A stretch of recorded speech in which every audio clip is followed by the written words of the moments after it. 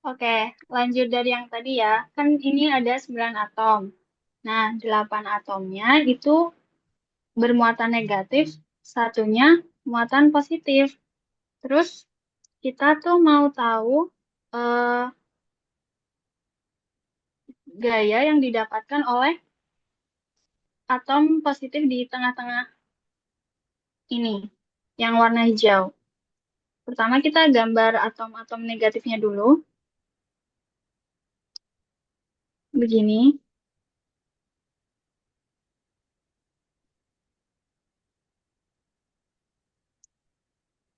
Nah, eh, untuk atom yang positif, dia kan di tengah-tengah. Nah, untuk gayanya, ingat kan bahwa gayanya tuh dia berdasarkan muatan dan punya arah.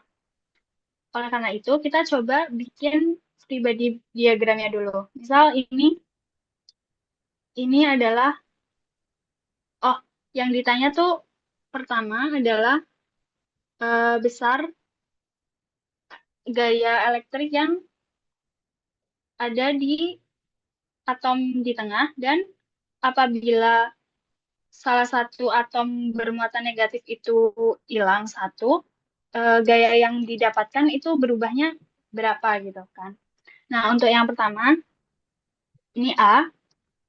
Kalau kita gambar, ini kan ini kan negatif, negatif, negatif, negatif semua. Nah, karena dia negatif, terus ini positif, maka arahnya dia eh, Tarik menarik. Busangin no. Elek, elek. masuk ke atom ini kan. Nah, jadi kayak gini semua,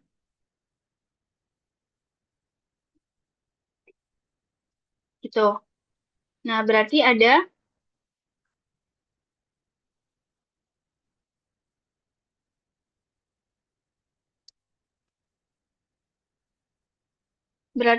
8. Dan ternyata delapan-delapannya ini itu punya simetrinya masing-masing. Kayak ini ke sini. Jadi, sebenarnya gaya yang didapatkan itu sel F itu sama dengan nol. Oke. Jadi itu untuk soal nomor A. Nah, tapi untuk yang B, ketika salah satu atom itu dihilangin satu, misal ada ini, atom atom ini dihilangin. Berarti atom yang atom yang ini kan tidak punya simetrinya. Atau misal ganti eh, atom yang ini yang dihilangin, berarti atom yang ini yang tidak punya simetrinya. Seperti itu terus sampai dimanapun atomnya. Oleh karena itu, eh, gayanya kita cuma hitung satu gaya yang tidak memiliki simetri. Nah, di sini diketahui apa aja? Kan sisi kubusnya itu, sisi kubusnya itu 0,40 nanometer. Lalu kita juga tahu berdasarkan pengetahuan aja bahwa muatan elektron itu kan 1,6 kali 10 pangkat min 19. Terus apalagi yang kita butuhin itu ada K, karena K itu selalu sama, yaitu 9 kali 10 pangkat 9. Jadi sekarang kita bisa menghitung gaya yang diterima. Nah, gaya yang diterima kan Q1 kali Q2 per R kuadrat. Nah, R kuadrat ini jarak, sedangkan yang kita tahu itu cuma sisi kubusnya. Nah, karena eh, titik yang diobservasi itu ada di tengah-tengah muatan yang kita observasi, maka kita kan sama aja jarak sudut ke titik tengah kubus. Nah, jarak sudut ke titik tengah kubus itu kan kita tahu bahwa sama dengan mm, A sisinya kali akar 3 per 2. Nah, berarti berapa? Berarti 0,40 kali akar 3 per 2. Nah, jangan lupa ini masih nanometer. Berarti kan 0,2 akar 3 nanometer. Berarti sama dengan, oh, dikali 10 pangkat aja nanti. Nah, oh, muatannya juga kan, eh, ini kan muatan atom, proton sama elektron kan muatannya hampir sama, yaitu 1,6. Jadi, kita bisa nulis 9 kali 10 pangkat 9 dikali ini karena sama, jadi kita kuadratin aja, yaitu 1,6 kali 10 pangkat min 19 kuadrat per R-nya kuadrat juga 0,2 akar 3 karena masih nano kita kaliin 10 pangkat min 9 ini kuadrat. Nah, ini berapa? Eh tadi aku udah hitung. Ini itu 192 kali 10 pangkat min 11 Newton. Atau 1,92 kali 10 pangkat min 9 Newton. Oke, itu buat yang Coulomb's Law. Sekarang kita lanjut ke electric field. Nah, di sini aku punya muatan-muatan dan dia itu ada di garis lengkung. Nah, kita gambar dulu free body diagramnya. Berarti kan kayak gini. Misal ini ada proton. Proton berarti dia positif. Elektron dia negatif. Terus ada proton lagi positif. Terus proton positif dan elektron negatif. Nah, kalian ingat kan bahwa muatan-muatan ini tuh bakal berpengaruh ke arahnya. Dan kita juga mau nyari magnitude serta arah yang dihasilkan dari semua muatan tersebut dari di titik tengah ini. Oleh karena itu, pertama kita gambar dulu. Eh, ini kan sudut-sudutnya.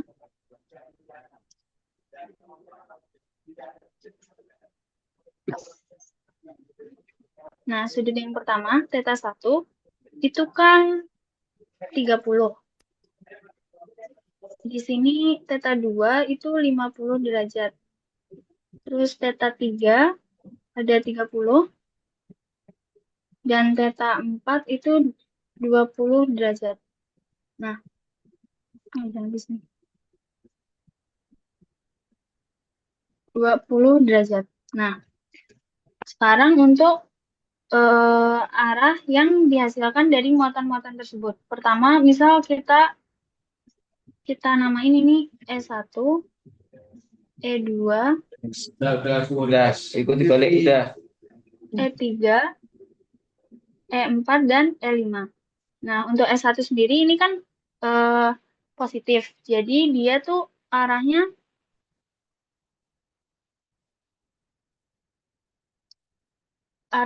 keluar dari muatannya kan. Berarti dia ke sana. Berarti kita gambar kayak gini. Ini untuk E1. Terus untuk E2 ini kan negatif. Negatif berarti dia menuju ke muatannya. Menuju ke muatannya berarti ke sini.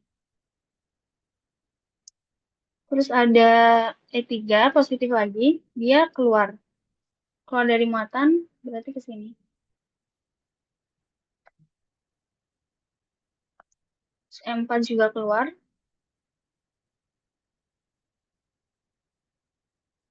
Dan E5 itu masuk ke muatannya. Nah, dari sini kita bisa tulis juga sudut-sudutnya dari yang kita tahu. Berarti kan ini juga 30 derajat. Terus ini 50 derajat. Terus ini itu 20 ya. Iya, ini 20 derajat. Oke, karena kita udah tahu sudut sama arah-arahnya, jadi sekarang kita bisa ngehitung magnitudenya. Nah, kita kan selain itu juga tahu ada R. R itu sama dengan 2 cm. Sama dengan 2 kali 10 pangkat min 2 meter. Nah, oh, karena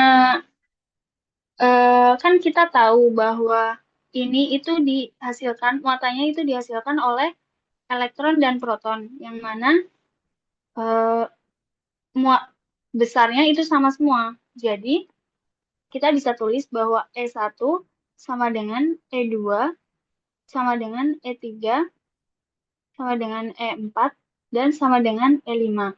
Nah, misal mulai sekarang kita anggap ini sebagai E. Jadi kita nanti hitungnya eh, di akhir aja. Terus kita mau ngitung EX dan EY-nya dulu. Nah, EX, EX kan dia misal E1X. Dia kan ada di kuadran 4. Nah, kuadran 4 berarti dia X-nya positif dan Y-nya negatif kan. Nah, terus juga punya theta 20 derajat. Berarti kita bisa hitung E1X dengan ini positif karena dia ada di X. Terus cos 20 derajat dikali E. Terus ada E2Y, ada E1Y. Nah, untuk E1Y, karena kita tahu bahwa ini 20, terus ya jadi kita tinggal nyari sininya aja kan. Nah, si Y ini kita bisa dapat dengan eh, sin 20 derajat. Nah, tapi karena dia ada di sumbu negatif, kita harus negatifkan angkanya. Jadi ini eh sin 20 derajat dikali E. Nah, kayak gitu terus sampai aku satu-satu aja deh. Nah, terus yang kedua, E2X. Berarti kan E2X itu di sini. Nah, dia berarti tetanya itu kan teta 3, yaitu 30 ditambah teta 4. Berarti proyeksi ke sumbu X-nya yang mana negatif itu adalah cos 30 plus 50 plus 20 derajat dikali E. Nah, lanjut untuk E2Y-nya. Berarti karena dia kalau diproyeksiin ke sumbu Y positif, jadi plus sin 50 derajat kali E. Kayak gitu terus sampai akhir. Nah, dari sini kita bisa tuliskan untuk EX-nya, berarti kan E dikali sudut-sudutnya kan. Dia berarti yang pertama itu cos 20 derajat ditambah min cos 50 derajat ditambah yang ketiga itu karena di sini, karena di kuadran yang ketiga berarti dia negatif X-nya ke sini. Dan sudutnya itu 50 ditambah 30. Berarti negatif cos 80 derajat. Ditambah E4-nya, dia sama di kuadran 3 juga, jadi min cos 30 derajat. Dan untuk E5-nya ini, E5 kan cuma ada di sumbu X. Udah ada di sumbu X, jadi dan ada di sumbu X yang positif. Jadi kita tinggal tambahin aja. Berarti dia ditambah 1. Nah, aku sebelumnya udah ngitung berapa hasil-hasil cos dan sin-nya ini nanti. Berarti kita tinggal E dikali cos 20 itu 0,94 dikurangi 0,64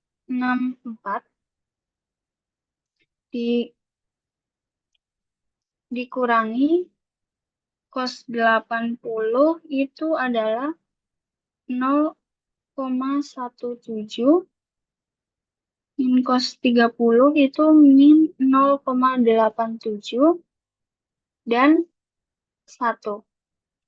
Nah, ini hasilnya adalah E 0,26 E. Nah, sekarang untuk sigma Y-nya. Total dari Y. Electric field di sumbu Y. Nah, sama aja kayak tadi, kita tinggal tambah-tambahin aja. Berarti kan E dikali min sin 20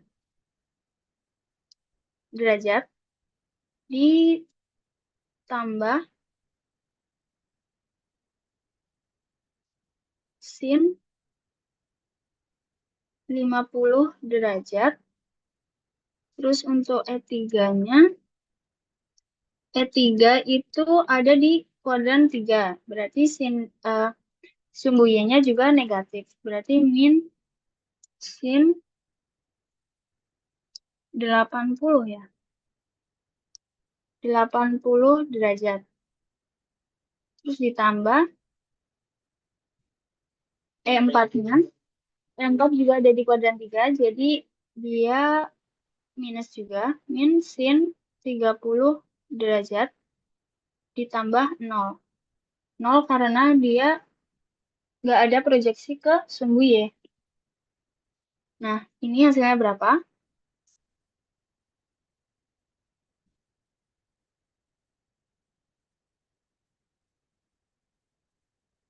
Berarti E dikali min sin 20 itu min 0,34 ditambah 0,77 dikurangi 0,98 ditambah dikurangi 0,5 0 ditambah 0.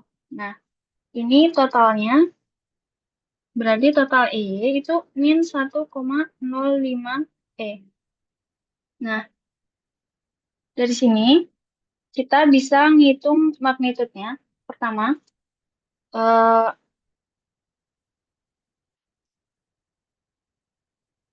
untuk ngitung magnitude, kita kan butuh E. Nah, E itu rumusnya adalah Q per R kuadrat. Nah,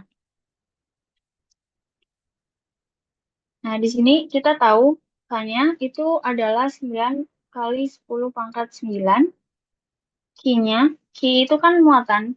Muatan dari elektron itu kan 1,6 kali 10 pangkat min 19, seperti yang aku bilang tadi. Terus untuk R-nya, nah R-nya ini,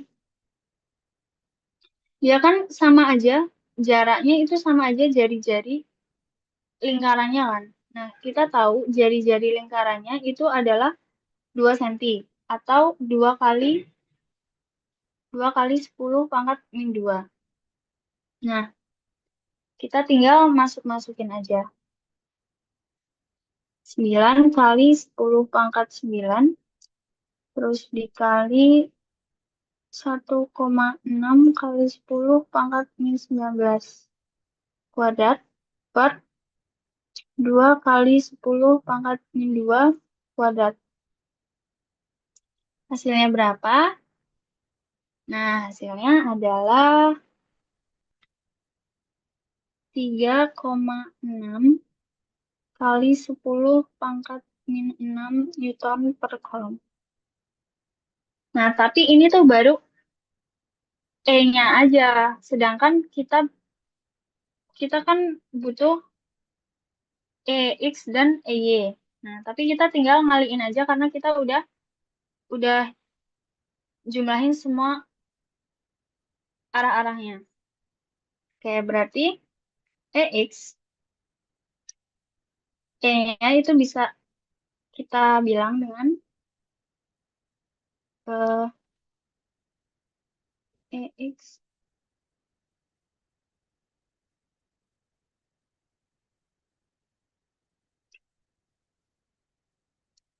Oh, gini. Berarti EX itu 0,26 dikali 3,6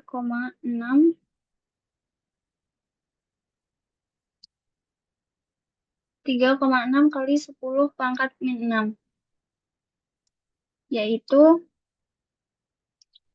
0,94 kali 10 pangkat min 6 Newton per kolom. Nah, E-nya itu kita tadi udah dapat E-nya itu min 1,05. Tapi karena ini magnitude aja, jadi 1,05.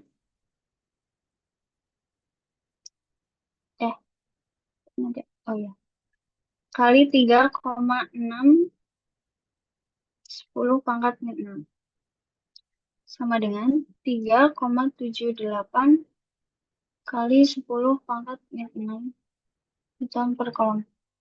Ini negatif. Jadi E-nya itu 0,94 kali 10 pangkat min 6. Ini atau ini ya? Kayaknya iya. Ditambah, dikurangi 3,78 kali 10 pangkat min 6 J. Nah, kita bisa nyari magnitudo dari E ini dengan kuadrat, akar kuadratin EX dan EY. Jadi EX kuadrat ditambah EY kuadrat. Jadi nanti kita tahu magnitudo satuannya. Berarti kan 0,94 kali 10 pangkat min 6 kuadrat dikurangi ditambah min 3,78 dikali 10 pangkat min 6 kuadrat. Nah, di sini hasilnya adalah akar 15,78 dikali 10 pangkat min 12. Atau 3,89 kali 10 pangkat min 6 Newton per kolom. Nah, ini kan baru yang A. Sedangkan kita butuh jawab yang B juga, yaitu direction.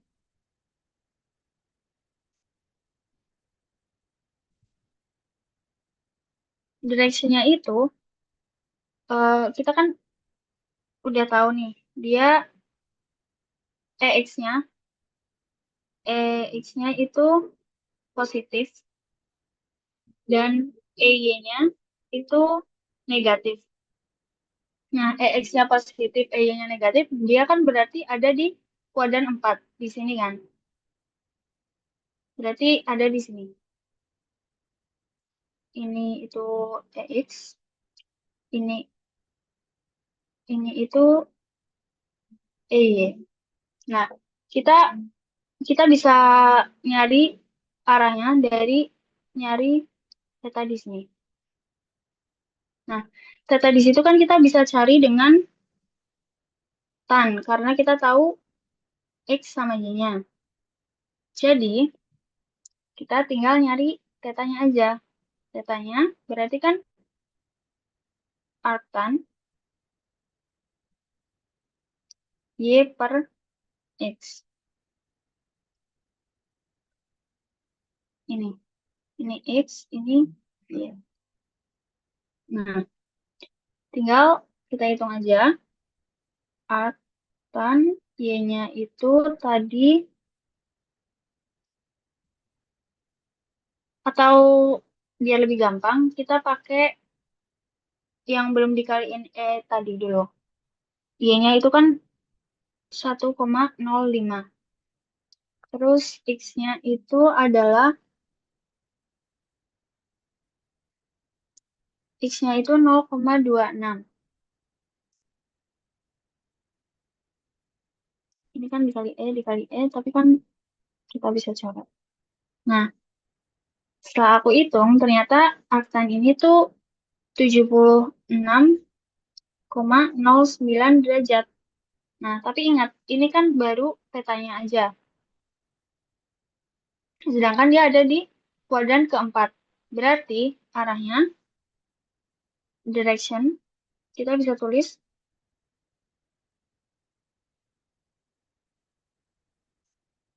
360 derajat dikurangi theta.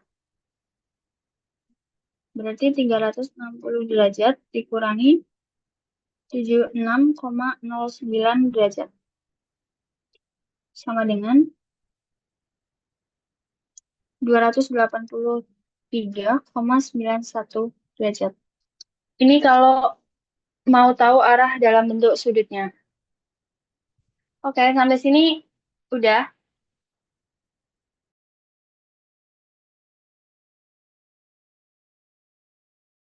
Teman-teman, soal selanjutnya adalah di sini ada batang dengan panjang L yang terletak pada panjang sumbu Y dengan pusatnya itu ada di titik origin.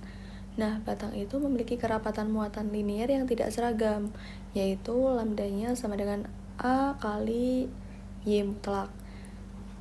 Nah, A itu adalah konstanta dengan units C per M kuadrat. Kemudian kita disuruh menentukan 3 macam. Yang pertama itu menggambar grafik dari lambda terhadap Y, yaitu panjang batang. Kemudian kita disuruh menentukan konstanta A dalam bentuk L dan Q. Kemudian yang terakhir adalah menentukan medan listrik di suatu titik X pada sumbu Y. Nah, yang pertama kita lakukan adalah menggambar grafiknya, di mana di sini kan dibilang bahwa yang pertama itu grafik. Nah, dari grafik, untuk menggambar grafik kita tuh membutuhkan informasi yaitu lambda Y sama dengan A kali Y. Nah, bagaimana grafiknya? Grafiknya akan berupa seperti ini.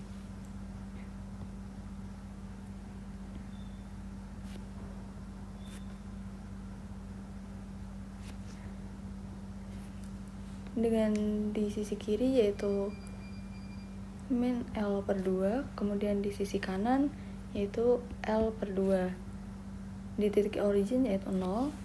Dan kenapa seperti ini? Karena diceritakan bahwa panjang batangnya itu L, yang dia ada di sepanjang sumbu Y yang pusatnya di titik origin.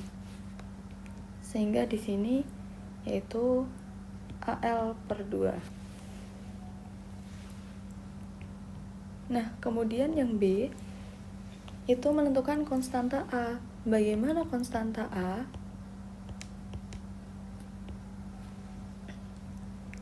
Konstanta A itu bisa dicari dari rumus Q.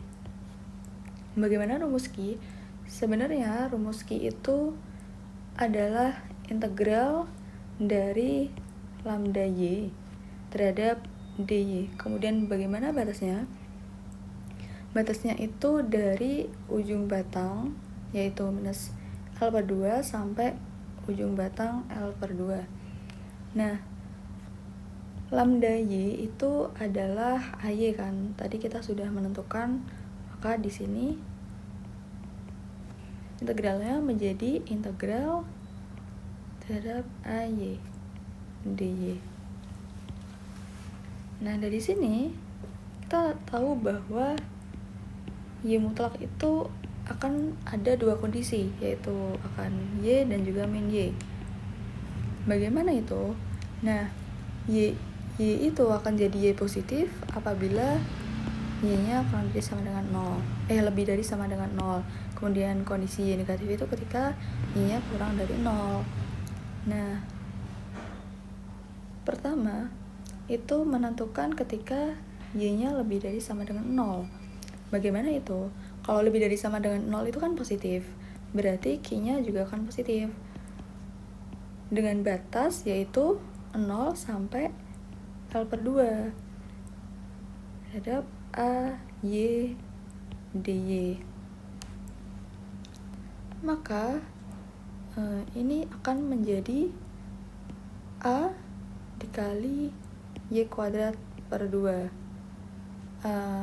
Y-nya itu kan kalau diintegralkan jadi Y per 1 plus 1 kan. Nah, Y itu pangkatnya ditambah 1. Ini terhadap, kita bikin batasannya itu dari 0 sampai L per 2. Maka dia akan menjadi A kali L per 2 kuadrat per 2. Kemudian ini kan jadi A L kuadrat per 4 per 2. Nah, di sini kita bisa bikin bentuknya jadi A L kuadrat per 8. Ini dapat yang di kondisi Y lebih dari sama dengan 0. Kemudian yang kedua itu ketika kondisinya Y kurang dari 0. Nah, kalau kurang dari 0 berarti kan dia bakal negatif. Maka Q negatif akan sama dengan minus integral AY dy. Nah, bagaimana batasnya? Batasnya itu dari minus L per 2 sampai 0. Nah, ini kita bisa mengintegralkan si Y-nya itu jadi minus A Y kuadrat per 2 dengan batas yaitu minus L per 2 sampai 0. Ini sama dengan minus 0 min A L kuadrat per 8. Maka sama dengan A L kuadrat per 8. Nah, hasilnya mirip kan sama yang sebelumnya. Nah, dari situ tuh juga karena dia simetris, maka dia mirip antara positif dan juga negatifnya. Maka Q total itu Q plus ditambah Q min. Jadi sama dengan AL kuadrat per 8 ditambah AL kuadrat per 8, maka sama dengan 2 dikali AL kuadrat per 8 sama dengan AL kuadrat per 4. Nah, di sini kan kita tahu bahwa Q-nya itu sama dengan AL kuadrat plus per 4. Sedangkan yang yang ditanya itu kita disuruh nyari A-nya bagaimana? Tinggal diganti bentuknya aja. Jadi A-nya sama dengan 4Pi per L kuadrat. Dapat A-nya. Setelah kita menemukan nilai A, maka kita bisa lanjut ke yang C. Yang C itu mencari medan listrik pada titik X, pada jarak X yang ada di sumbu Y. Jadi dia bentuknya itu letaknya itu ada di X, 0. Sebelumnya kembali lagi ke rumus E, itu kan K kali Q per R kuadrat seperti yang udah kita bahas sebelum-sebelumnya, yaitu 1 per 4 Pi epsilon 0 Q per R kuadrat. Selain rumus electric field, kita juga perlu yaitu density charge atau lambda itu akan sama dengan Q per L. Maka Q sama dengan lambda L. Di sini kita bisa mengubah atau ibaratkan jadi Q sama dengan lambda Y. Nah, untuk segmen kecilnya atau DQ itu berarti lambda DY.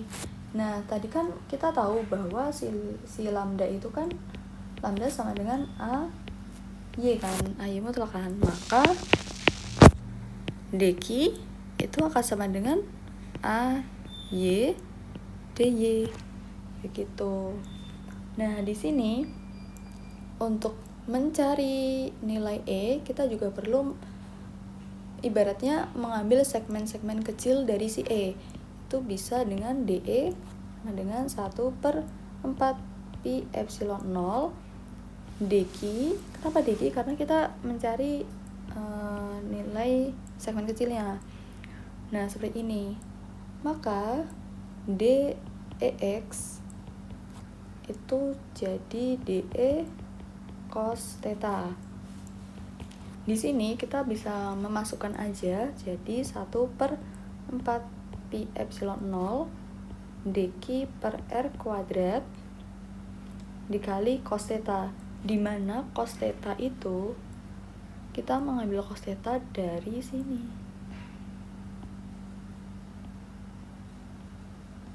Maka cos itu kan samping per miring, jadi dia cos theta, maka dia sama dengan 1 per 4 Pi epsilon 0.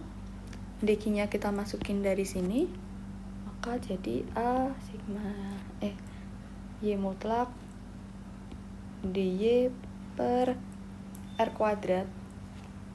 R kuadratnya itu dari si panjangnya ke sini, maka dia jadi X kuadrat plus Y kuadrat.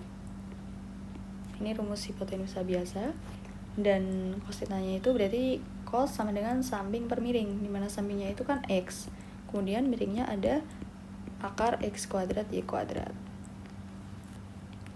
Nah, kita bisa merapikan bentuknya jadi 1 per 4 Pi epsilon 0 A Y per AYX per X kuadrat plus Y kuadrat pangkat 3 per 2, karena kita ngambil dari 1 plus setengah DY. Nah, dari sini kan didapatkan rumus DE kan, sedangkan kita itu harus mencari medan listrik semuanya. Nah, di sini baru dalam bentuk DE, berarti perlu kita tambah-tambahkan kan. Nah, untuk menjumlahkan semuanya EX-nya itu kita bisa pakai bantuan yaitu dengan integral. Integralnya itu dari minus L per 2 sampai L per 2. Ini dari bentuk batangnya tadi, kayak yang di poin sebelumnya. Jadi dia A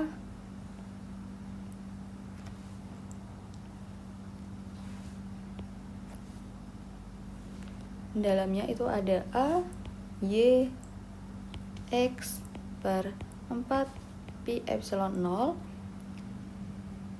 dikali 1 per X kuadrat plus Y kuadrat pangkat 3 per 2 terhadap DY. Nah, dari sini kan kita bisa mengeluarkan komponen-komponen yang nilainya tetap atau dia akan jadi konstanta, yaitu apa aja? Itu ada, yang pertama ada A, kemudian ada X, kemudian ada si nilai K-nya sendiri, yaitu 1 per 4 Pi epsilon 0. Mereka bisa dikeluarin, jadi integral yang di dalam integral itu tersisa Y per X kuadrat plus Y kuadrat pangkat 3 per 2 terhadap DY. Nah, dari sini kita bisa mengibaratkan di dalam integralnya itu, yaitu U-nya itu sama dengan X kuadrat plus Y kuadrat. Maka DU-nya itu akan menjadi 2Y DY. Dia diturunkan terhadap Y-nya, jadi hanya tersisa si Y-nya. Maka bisa Y DY itu akan jadi DU per 2 kan. Nah, dari sini kita bisa masukin ke rumusnya ke sini, maka hasilnya jadi AX per 4 Pi epsilon 0 dikali setengah integral DU per U pangkat 3 per 2.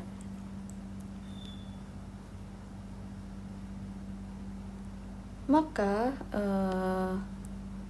ini akan menjadi yang di dalam sini, ini tuh sebenarnya bisa kita angkat, yaitu jadi integral min L per 2 sampai L per 2 dengan U pangkat min 3 per 2 DU, ya kan?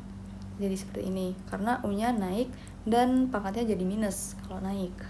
Kemudian EX-nya itu berarti dia akan menjadi AX per 4 Pi epsilon 0 dikali minus 2 per akar U dengan memasukkan batas integral, yaitu dari minus L per 2 hingga L per 2. Nah, di sini kita bisa masukin lagi nih nilai U-nya, dimana tadi kan kita misalin kalau U itu X kuadrat plus Y kuadrat kan. Nah, kita masukin lagi ke sini, kita balikin jadi 4 AX per 4 Pi epsilon 0, kemudian minus 2 per X kuadrat plus Y kuadrat di akar, terus masukin batas integralnya, kemudian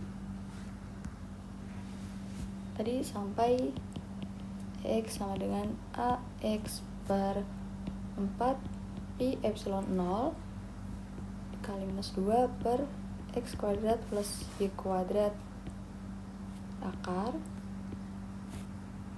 dengan batas minus L per 2 sampai L per 2.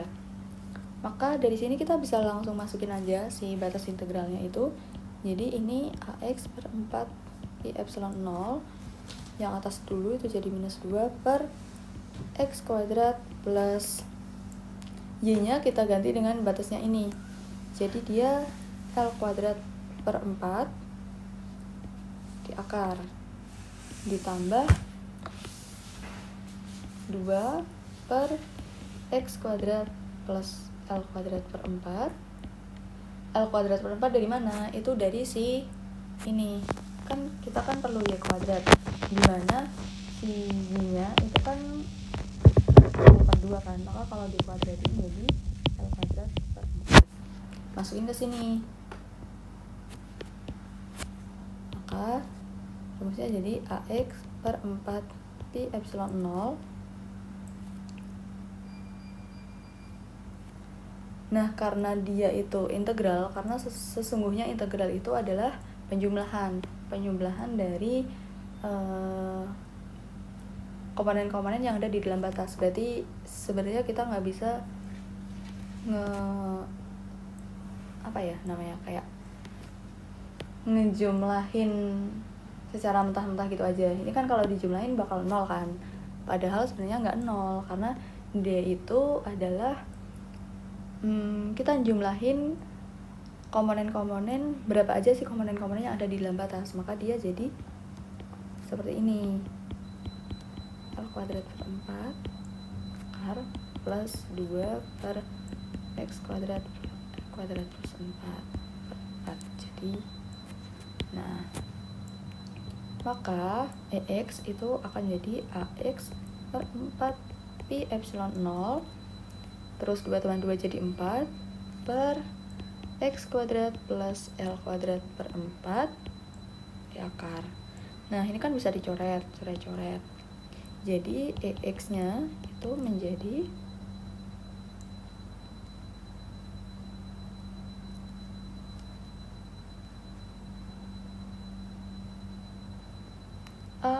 AX per 4 Pi epsilon 0. Salah.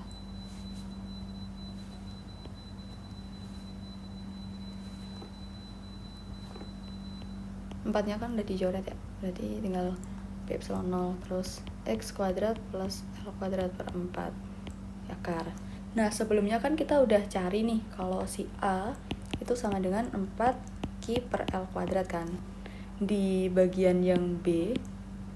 Jadi dia bisa dimasukin ke A-nya yang ini, masukin yaitu jadi 4 Q per L kuadrat, terus dia ketemu sama X per Pi epsilon 0 dikali 1 per X kuadrat plus L kuadrat per 4. Ini diakarin jadi 4 Q X per L kuadrat Pi epsilon 0 dikali 1 per akar dari X kuadrat plus L kuadrat per 4. Nih hasil akhirnya.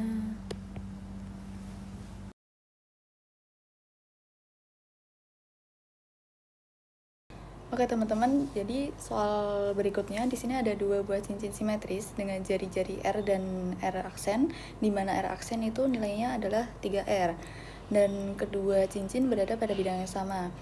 Kemudian di atasnya ada titik P yang berada di pusat lingkaran cincin yang di sumbu Z dengan jarak D, di mana D adalah 2R, jaraknya adalah 2R dari pusat cincin. Kemudian yang cincin kecil itu punya muatan yang terdistribusi uniform atau seragam dengan nilai positif Q, dan yang ditanyain adalah berapa muatan Q yang terdistribusi seragam pada cincin yang besar jika electric field-nya yang di titik P itu akan sama dengan 0. Nah, jadi pertama kita perlu menggambarkan dulu. Ini pertama kita akan meninjau yang cincin dengan muatan positif.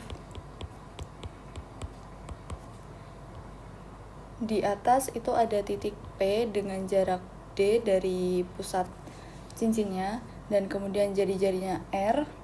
Ini adalah cincin yang kecil, dan di sini ada hipotenusanya itu R kecil. Kemudian di sini juga bakal ada sudut theta dan masuk ke rumus electric field, di mana rumusnya itu kan K per R kuadrat. Nah, tapi di sini kita akan meninjau bahwa itu akan K per R kuadrat cos theta. Maka cos theta dari si soal ini itu kan samping per miring ya. Nah, sampingnya itu kan D, terus miringnya itu kan R kecil. Maka D per dimana R kecil itu adalah hipotenusa dari D dan R besar, maka dia bisa dituliskan sebagai D kuadrat R kuadrat akar. Kemudian dimasukkan ke dalam rumus ini, R kuadrat itu akan jadi D kuadrat plus R kuadrat, dan cos theta akan menjadi D per D kuadrat R kuadrat akar. Nah, kemudian rumusnya akan menjadi, kita bisa menggabungkan D kuadrat R kuadrat ini menjadi 3/2. Kenapa bisa jadi 3/2? Ya karena yang depan itu akan menjadi 1 dan yang belakang akan menjadi setengah. 1 ditambah setengah yaitu 3/2. Kemudian kita perlu mengingat bahwa net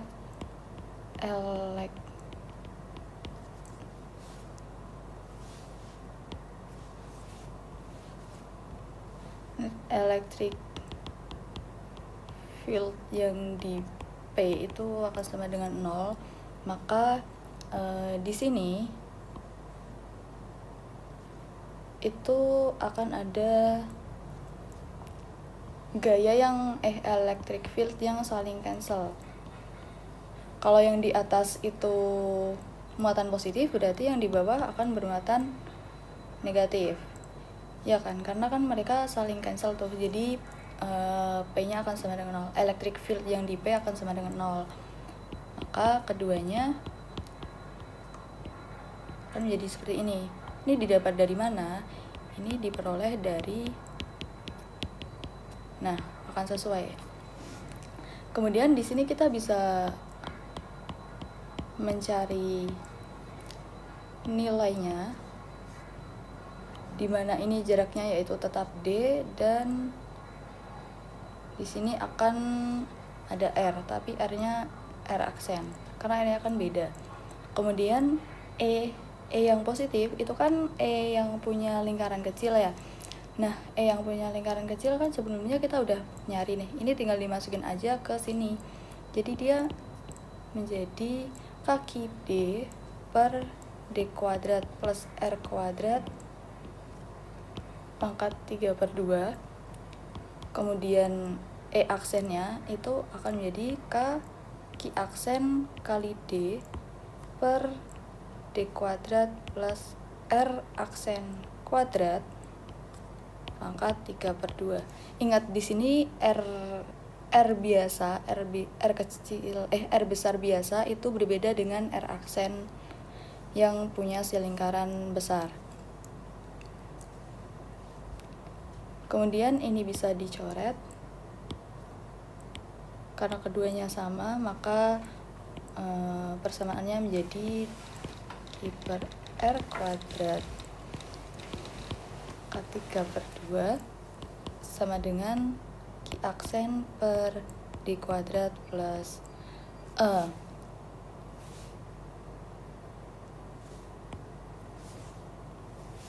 Dari soal kita kan tahu bahwa R aksen itu sama dengan 3R dan jarak D itu sama dengan 2R. Maka di sini bisa langsung kita ubah jadi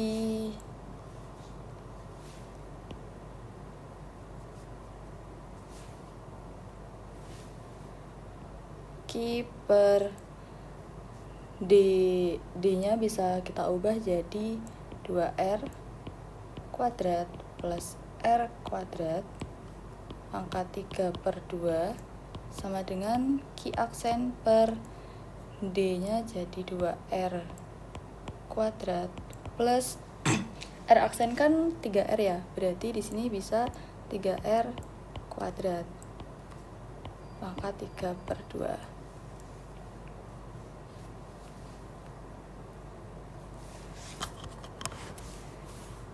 Dari tadi kan kita memperoleh nilai seperti ini, sama dengan Ki aksen per 2R kuadrat plus 3R kuadrat pangkat 3/2. Dimana yang ini kan muatannya positif, yang ini muatannya negatif. Yang muatan positif itu yang lingkaran kecil, dan yang muatan negatif itu yang lingkaran besar atau lingkaran yang luarnya. Jadi ini bisa diselesaikan atau bisa diringkas dengan 5R kuadrat pangkat 3/2. Kenapa 5R? Karena 2R kuadrat itu kan 4R kuadrat. 4 tambah 1 jadi 5. Itu akan sama dengan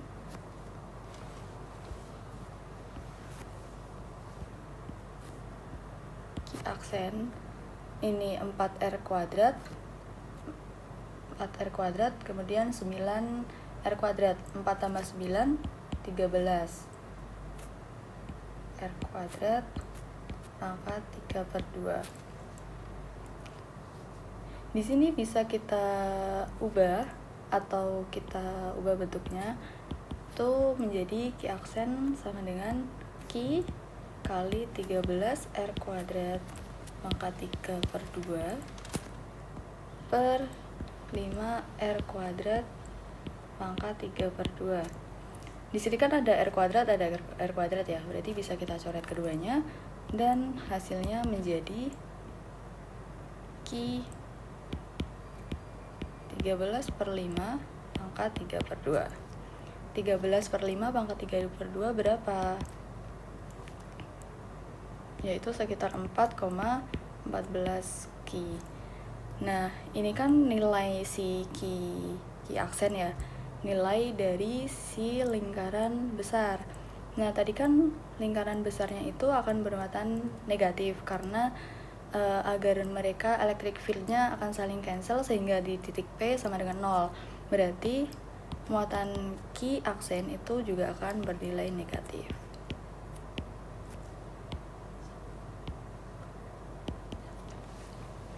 Baik, kemudian soal selanjutnya adalah di sini ada electric field di mana kita pakai disk of charge itu adalah suatu cakram yang bermuatan, dan di sini kondisinya dia bermuatan positif.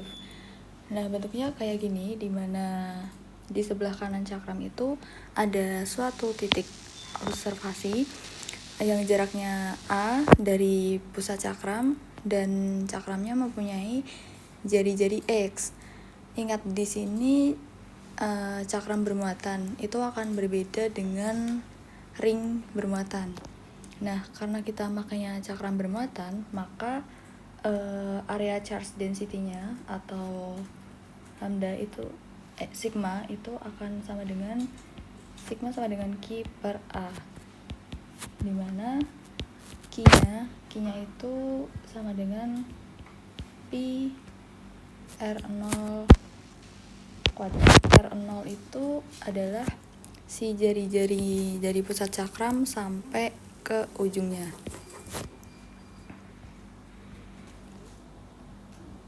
R0.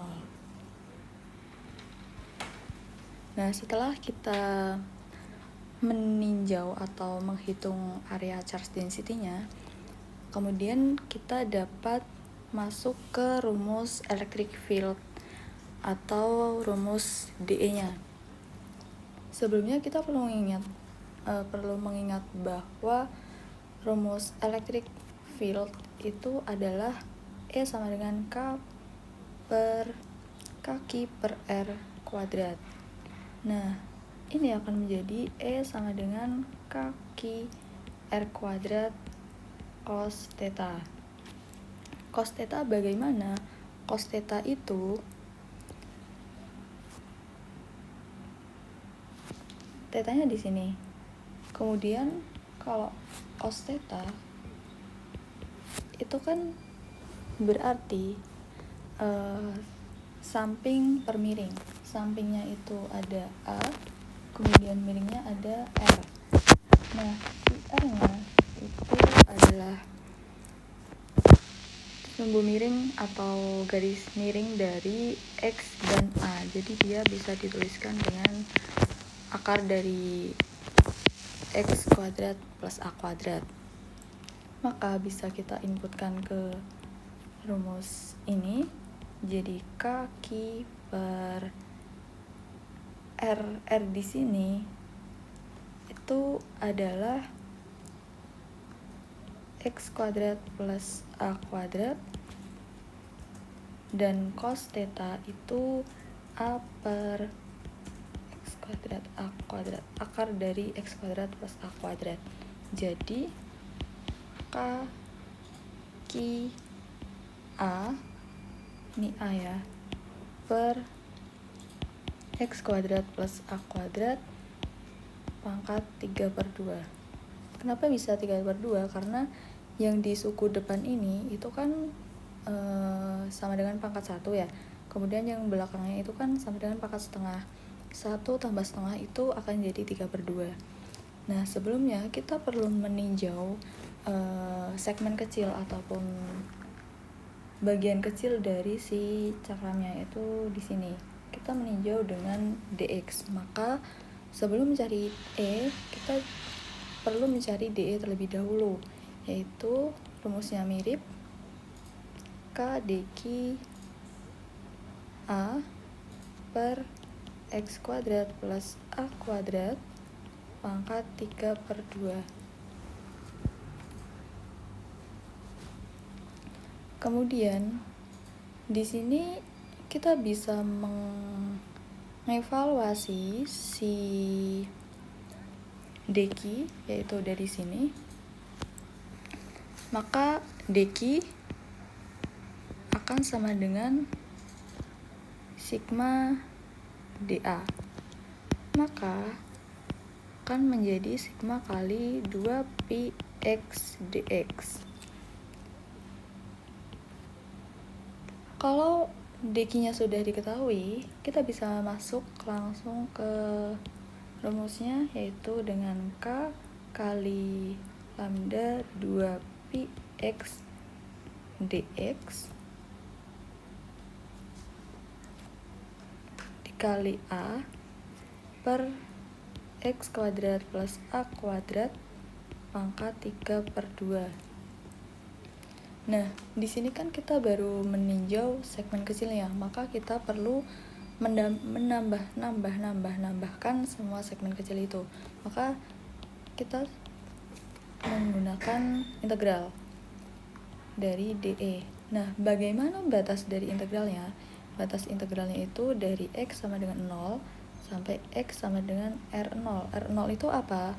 R0 itu adalah si jari-jari cakramnya, tapi dari pusat sampai ke ujung, ke surface yang benar-benar titik terluarnya. Maka dia akan menjadi integral X sama dengan 0 sampai X sama dengan R0 dari K dikali A lambda 2px terhadap dx per X kuadrat plus A kuadrat pangkat 3/2.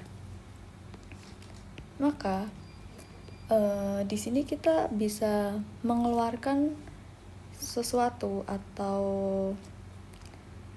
konstanta yang nilainya tetap sama, yaitu ada K, kemudian ada A, dan ada lambda, juga ada 2pi.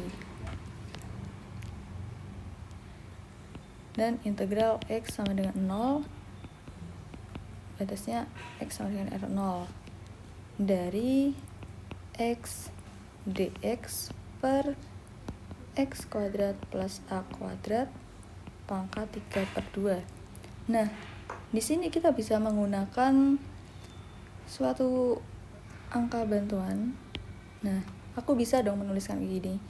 Nah, dari sini berarti ini bisa dicoret, dieliminasi, maka E akan menjadi K dikali A dikali sigma pi, dan integralnya bisa kita evaluasi, atau bisa kita hitung dengan 2 dikali minus 1 per X kuadrat plus A kuadrat pangkat setengah. dengan batasnya yaitu dari 0 sampai R0. Maka ini akan menjadi K2pi kali A lambda 2pi kali A dengan K-nya itu kan 1/4 pi epsilon 0. Nah, di sini bisa dievaluasi atau bisa dicoret itu menjadi seperti ini. Sigma A per 2 epsilon 0 dengan memasukkan batasnya 0 kuadrat plus A kuadrat K setengah plus setengah. 4,5 karena kan dikurangin 0 ya. Jadi dia hanya masuk yang ini. Ini kali 1/A. Maka E-nya akan menjadi sigma per 2 epsilon 0 1 minus A per R0 kuadrat plus A kuadrat pangkat setengah. Nah, di sini terhadap sumbu apa? Yaitu terhadap sumbu X.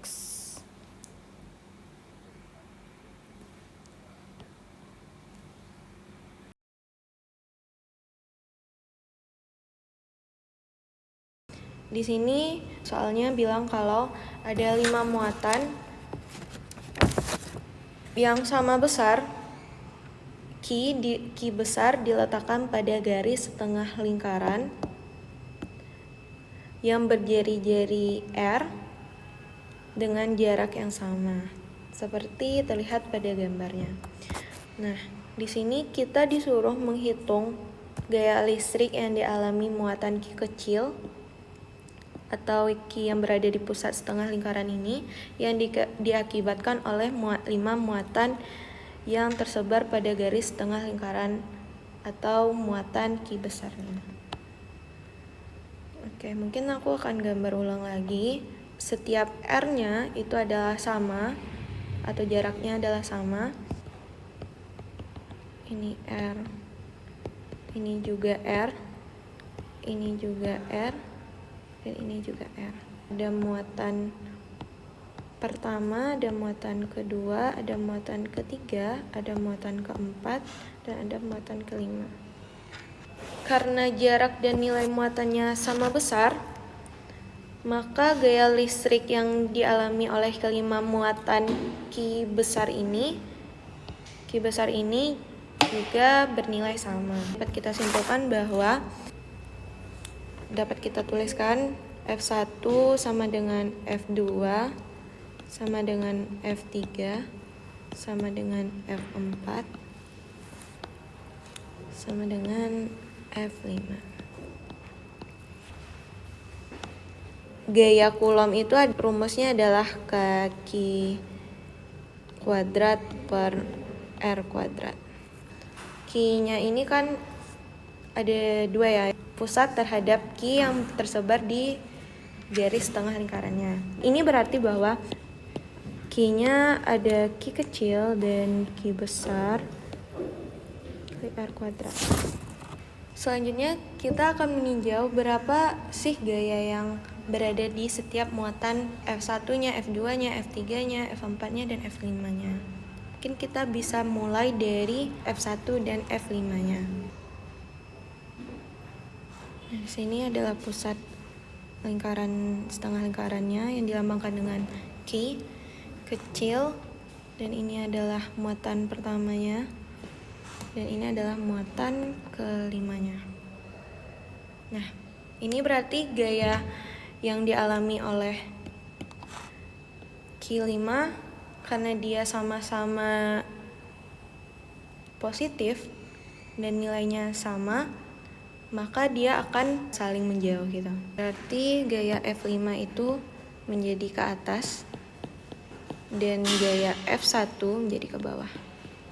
Di sini teman-teman bisa lihat kalau F1 dan F5 ini kan gayanya berlawanan ya, dan F1 dan F5 gayanya juga sama besar. Jadi otomatis mereka akan saling menghilangkan atau meniadakan. Jadi di sini karena F1 dan F5-nya saling meniadakan, otomatis kita hanya fokus ke gaya yang bekerja pada muatan 2, 3, dan 4 saja. Oke, langsung saja kita tinjau untuk muatan kedua, ketiga, dan keempatnya. Ini adalah pusat lingkaran yang dilambangkan dengan Q kecil. Yang di sini, yang di sini ada muatan Q4 dan di sini ada muatan Q2. Dan kita tahu kalau pada dasarnya ketika ada muatan yang sama, tandanya sama, itu mereka akan saling tolak menolak gitu. Sehingga gaya yang dihasilkan oleh Q4 akan mengarah ke sini. Dan begitupun dengan gaya yang dihasilkan oleh Q2 akan mengarah ke sini. Dengan besaran sudut tetanya adalah 45 derajat. Kenapa 45? Di soal bahwasanya R-nya itu memiliki jarak yang sama. Jadi ketika kita identifikasi lagi yang Q1 ini di sini dan Q3 di sini, otomatis ini adalah tetanya adalah 90 derajat. Karena dia berjarak sama, maka dari itu tetanya menjadi 45 derajat. Lanjut kita menghitung gaya yang dihasilkan oleh F4 dan F2-nya. Kita nggak bisa langsung menghitung gayanya yang berada di sini ya teman-teman. Jadi kita harus lebih dahulu untuk memproyeksikan gaya ini ke sumbu X. Bisa dituliskan F24-nya sama dengan F2 cos theta ditambah F4 cos theta. Kenapa cos? Kenapa nggak sin? Karena kita memproyeksikannya terhadap theta. Semisal kita memproyeksikannya tidak terhadap theta, dia akan menjadi F sin. Nah, di sini case-nya itu kita memproyeksikan terhadap theta, jadi dia memakai cos. Kita memproyeksinya terhadap sumbu X ya. Kenapa nggak ada kita memproyeksikan terhadap sumbu Y? Itu karena nanti kalau kita memproyeksikan terhadap sumbu Y, mereka akan saling meniadakan. Istilahnya gayanya berarah F4-nya ke sini dan F2-nya ke sini. Gaya ini dan gaya ini mempunyai nilai yang sama sehingga mereka akan otomatis saling meniadakan. Maka kita hanya memproyeksikannya ke sumbu X karena dia akan menjadi resultan, nanti akan saling menambah gayanya. Kita bisa hitung F-nya adalah Q besar Q kecil per R kuadrat dikali cos theta. Theta-nya adalah 45 derajat. Maka cos 45 derajat menjadi akar 2 per 2 ditambah tetap sama Q per R kuadrat dikali cos theta akar 2 per 2 sehingga didapatkan F24-nya adalah Q besar Q kecil per R kuadrat akar 2. Dan kemana arahnya? Karena nanti resultan gayanya menjadi ke sini F24, maka besaran arah gayanya menjadi ke arah kanan, ke kanan sumbu X positif.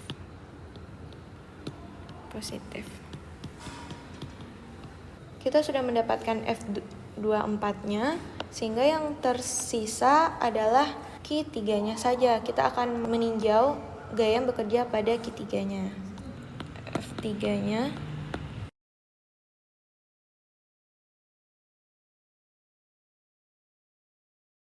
F3 akan mengarah ke sini. F3-nya adalah Q besar Q kecil per R kuadrat, dan besaran arahnya adalah ke kanan sumbu X positif.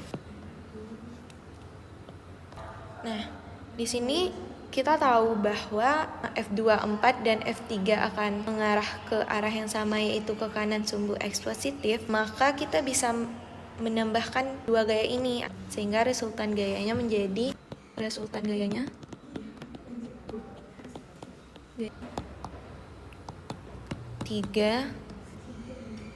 ditambah F24. Untuk F3 kita sudah mendapatkan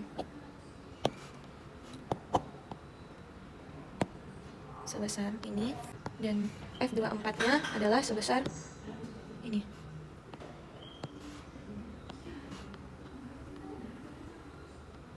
F totalnya yang dihasilkan atau F resultannya akan menjadi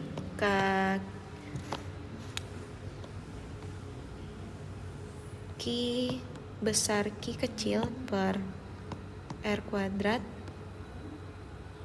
dikali akar 2 plus 1. Dan ini adalah F yang bekerja pada Q. Oke, dan ini hasilnya. Contoh soal yang kedua. Nah, di sini soalnya bilang kalau ada 4 partikel identik dengan muatan plus Q ditempatkan di sudut-sudut persegi dengan sisi L, dan ada sebuah muatan kelima atau dilambangkan dengan min Q yang ditempatkan di titik P, yaitu sejauh Z di atas pusat perseginya. Nah, tugas kita adalah mencari gaya total atau F totalnya yang bekerja pada muatan Q ini akibat keempat muatan yang berada di setiap sudut-sudut perseginya. Mungkin aku akan gambar ulang lagi.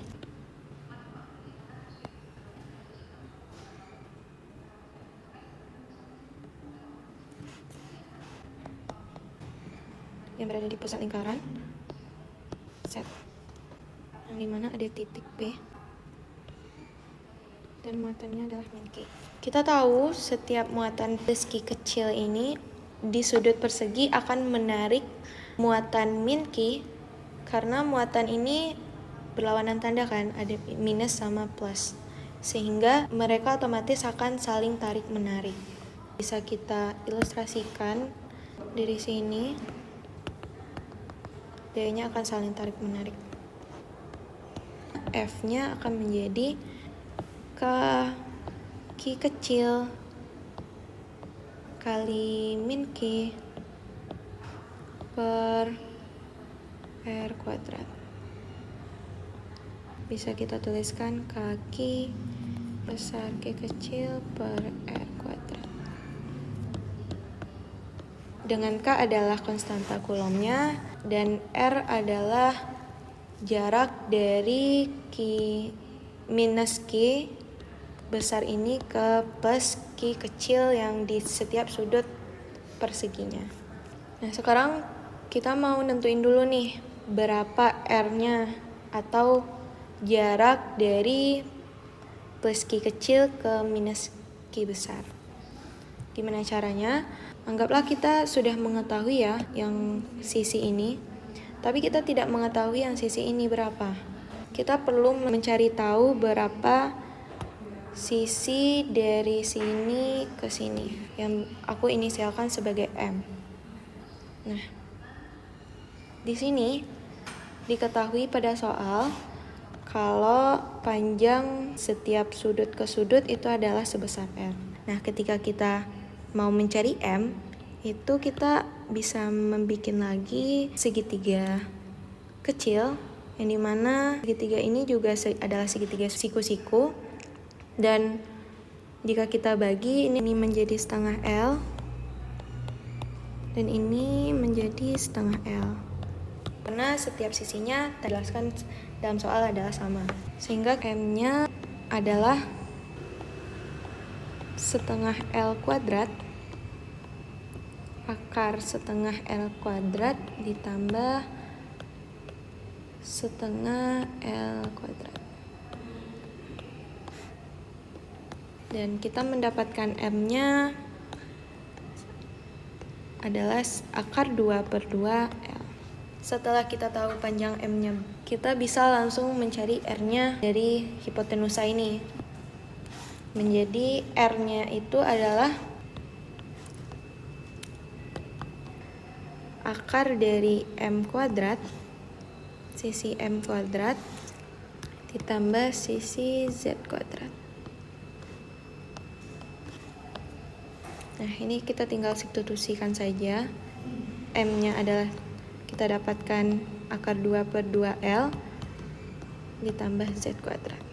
Selanjutnya, kita akan mengidentifikasi komponen mana yang berpengaruh terhadap soal ini. Nah, di sini yang berpengaruh hanya komponen Z, yang dimana nanti gayanya ke bawah menuju plus Q kecil. Nah, kenapa komponen X dan Y-nya tidak ada? Karena komponen di sumbu X dan Y-nya itu akan saling meniadakan karena ada 4 gaya dengan distribusi simetrisnya. Kenapa? Jadi nanti muatan di kiri atas itu akan menarik ke kiri, sementara muatan di kanan akan menarik ke kanan dengan gaya yang sama besar, sehingga gaya X-nya hilang. Dan begitu pun dengan Y-nya, yang dimana menarik ke bawah dan menarik ke atas, sehingga itu akan saling meniadakan. Jadi F X dan FY-nya tidak ada atau 0. Selanjutnya, karena kita sudah mengetahui gaya yang bekerja hanya di komponen Z, maka kita hanya fokus ke komponen Z saja. Dapat kita tuliskan F1Z-nya adalah F1 cos theta. Cos theta-nya berapa? Untuk cos theta kita bisa cari, cos itu kan adalah sami ya, samping per miring. Nah, jadi di sini kita bisa, karena ini udah terbentuk sudut siku, bisa dikatakanlah tetanya di sini. Jadi ketika kita mencari cosnya menjadi samping per miring, berarti Z per R, ya kan teman-teman? Jadi Z per R. Kita bisa langsung tuliskan F-nya tadi kita sudah dapat, itu adalah segini. Langsung kita substitusikan saja apa yang sudah kita dapatkan. Kaki kecil per Q besar per R kuadrat dikali Z per R. Oh ya, di sini kan karena kita sudah menginisialkan R-nya sebagai R besar, berarti di sini adalah R besar. Di sini juga R besar. Jadi R. Dari sini kita bisa langsung mensubstitusikan R-nya juga, yang dimana R tadi sudah kita dapatkan akar dari akar per 2/2 L tambah Z kuadrat. Karena dia R kuadrat, maka akarnya akan hilang, sehingga akan menjadi akar 2/2 L plus Z kuadrat dikali Z per akar 2/2 L plus Z kuadrat. Ini bisa kita langsung sederhanakan kayak biasa. Bisa kita kalikan. Teman-teman lihat kalau ini adalah pangkat 1 dan ini adalah pangkat setengah. Ketika pangkat 1 ditambah pangkat setengah akan menghasilkan hasil pangkat 3/2. Akar 2/2 L plus Z kuadrat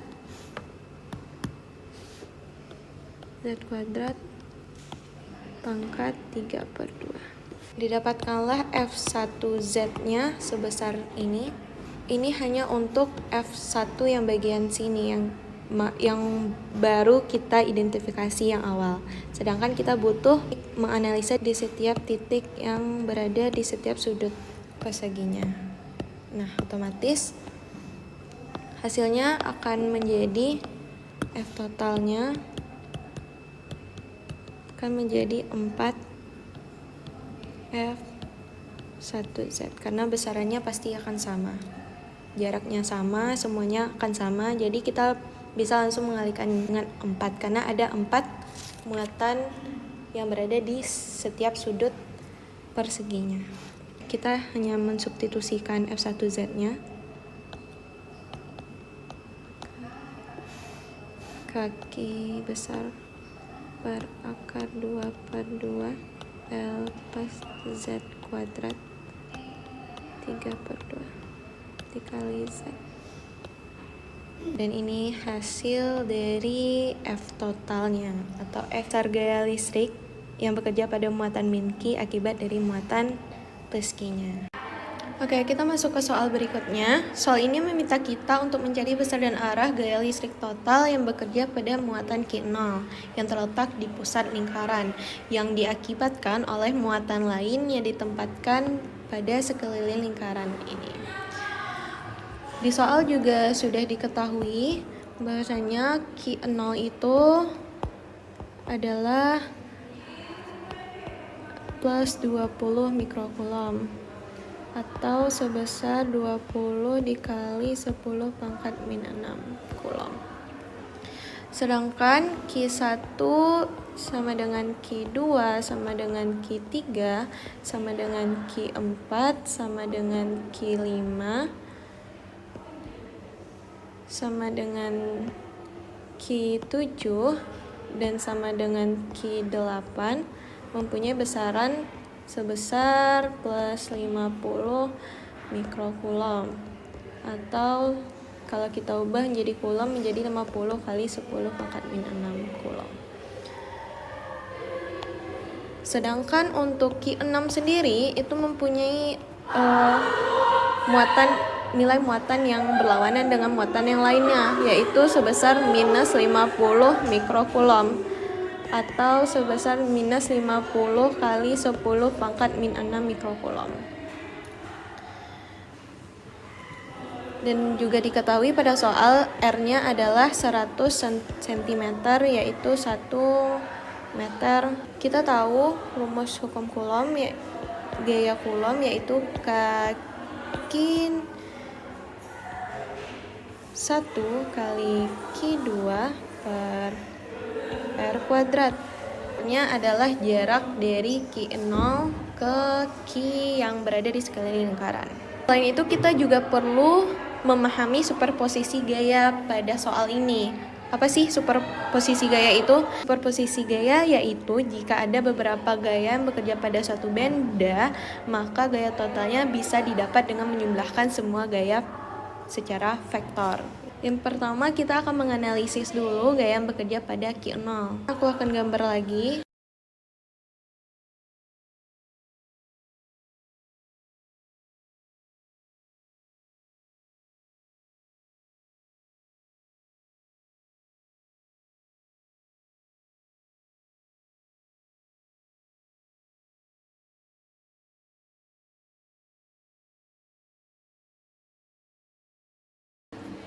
Pada gaya di sini Q1 dan Q5 itu akan saling menjauhi atau bertolak belakang karena mereka mempunyai besar muatan yang sama atau positif gitu.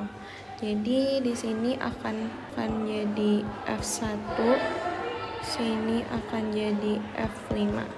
Karena ini saling bertolak belakang makanya saling meniadakan. Jadi F1 dan F5 gayanya tidak ada.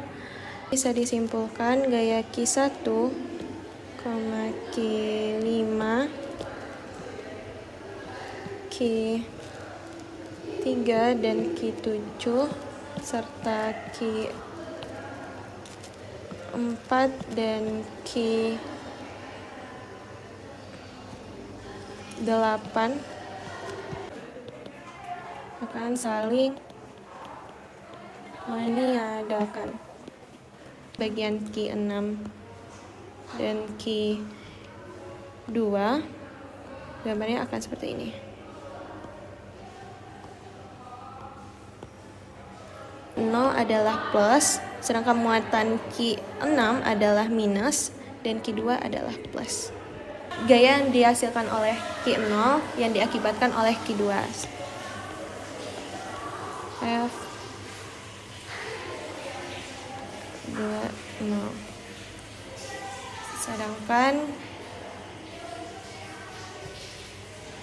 Sedangkan kalau kita lihat muatan ini, karena dia muatan yang berbeda, mereka akan saling tarik-menarik, dan kita dapat menggambarkan gayanya sebagai F6 on 0. F yang dihasilkan oleh F60 dan F20 itu mempunyai besar yang sama, sehingga gayanya pun sama. F60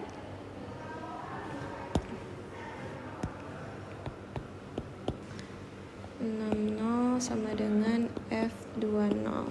Tinggal kita masukkan saja.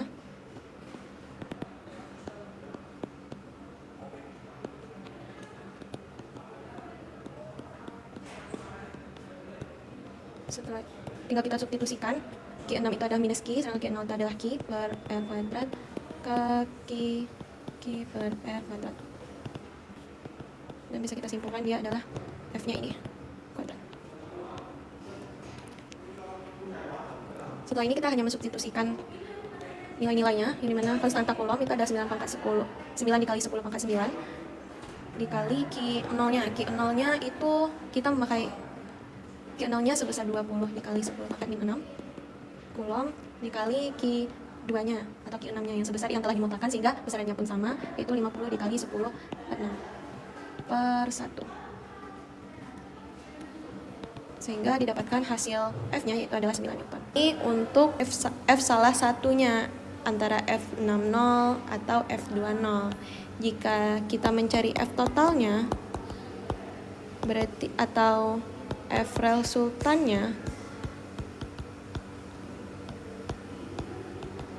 menjadi F60 ditambah F20, 9 Newton tambah 9 Newton menjadi 18 Newton.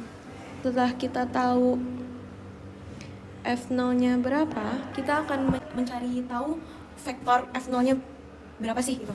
Nah, kita bisa memproyeksikan gaya yang telah dihasilkan F0-nya.